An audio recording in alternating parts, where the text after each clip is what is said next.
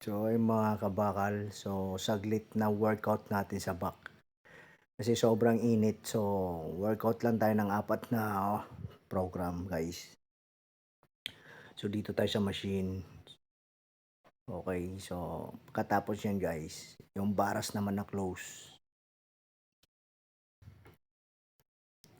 Yan, sobrang init kasi ngayon kasi tag-init. So walang gana tayo magbuhat. So pump pa rin tayo. So nagpa-flex na tayo kaagad guys. So nagmamadali rin tayo kasi sobrang init sa gym. Okay? So ito lang yung workout natin guys. 4 lang. 2 baras at 3 back. Tapos ito. Ito yung next natin. Yun.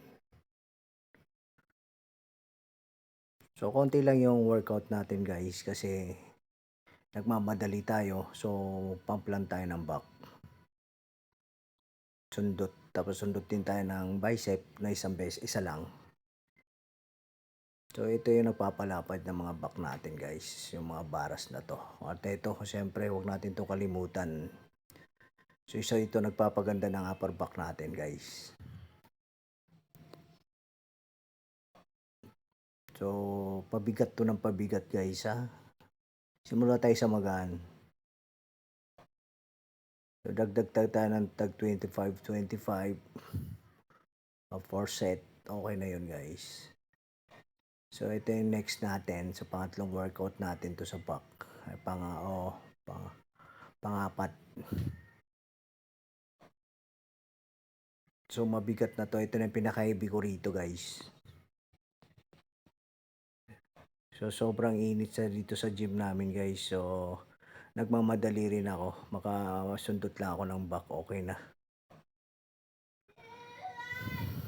Okay, so ito naman yung close natin na baras. So sinasamantala natin habang konti yung nagji-gym guys. So kahit may trangkaso tayo, nagbubuhat pa rin tayo guys. So kahit may sakit, meron pa rin tayong disiplina sa pag-workout. Ganun pa rin yung pagkain natin, malinis pa rin at pang diet pa rin guys. Hindi porke may sakit, umayaw na kaagad tayo. So last ko na workout ko na to guys dito.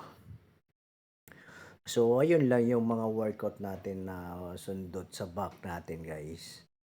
So pwede nito. Sa mga beginners, pwede ito sa inyo guys. Hindi natin kailangan na sobrang daming workout. Basta heavy lang lagi guys. So pag nag-heavy naman kayo, yung parang kayang-kaya lang din ninyo. Salamat din pala sa mga followers natin at non-followers nag-chat sa atin guys. Yun lang, ingat palagi.